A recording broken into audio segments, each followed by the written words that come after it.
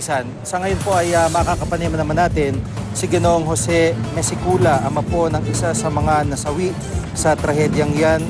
Mang Jose, magandang hapon po at unang-una po ay nakikiramay po kami sa inyo. Sa trahedyang yan, Mang Jose, magandang hapon po at unang-una po ay nakikiramay po kami sa inyo. Hello? Mang Jose?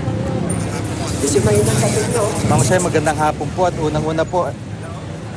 Opo, Mang Jose, magandang hapon po at unang-una ho ay nakikiramay po kami sa inyo.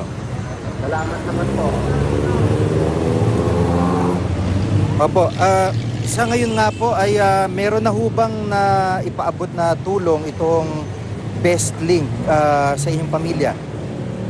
Sa ngayon po, wala pa po. Wala pa po kami sa ugnayan. Oo, pero meron na hubang taga Best Link na kahit papaano nagpaabot ng mensahe man lang o komunikasyon po sa inyo mula po kahapon? Sa ngayon po, wala pa po ako mismo nakakausap na kahit isa sa kanila. Nandito po ako sa burol ng aking anak. Opo. Ito pong si Jemerson. Ito si Jemerson po na anak ninyo ay paano bang ginawang pagpapaalam sa inyo nung bago nangyari itong trahedya? Requirement daw ba talaga ito ng eskwelahan at kailangan para makapagtapos po siya?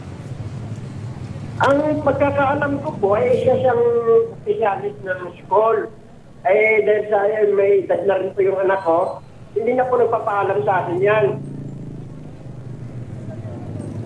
Basta sinasabi lang, may Opo. At lang. sa pangyayari ho, Opo.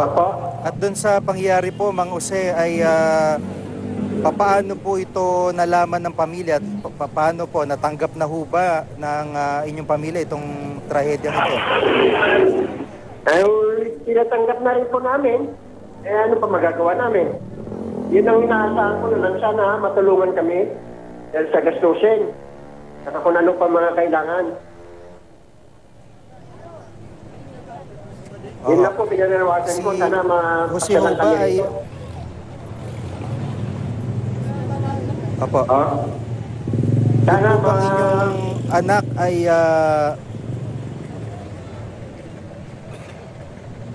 nawawala Go ahead po, Mang Jose. Sige po. Ay sana po mapapuntahan man nila dito para malaman ng rin ang pangangailangan namin. Kung ano talaga yan. Opo. Yung po bang anak ninyo ay dito lang po sa Novaliches o sa Quezon City area ililibing o may probinsya pong kailangang pagdalhan pa? Wala na po. Gusto ko dito na lang malapit. Malayo na yung probinsya ko. Negros po ako eh. Opo.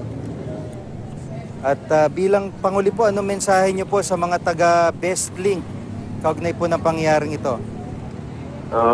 Nananawagan po ako sa pamunuan ng Michelet na sana pasala naman nila kami rito at paliwanag kung anong side nila, kung anong may bigili ng tulong sa amin. At ganun din po sa inyo, kaya sana tulungan nyo kami mag-represent sa mga pangangailangan namin dito. Kasi kayo ho may higit na kaalaman para paalam ang karapatan namin sa kanila. Kailangan ho namin ng legal na opinion. Opo.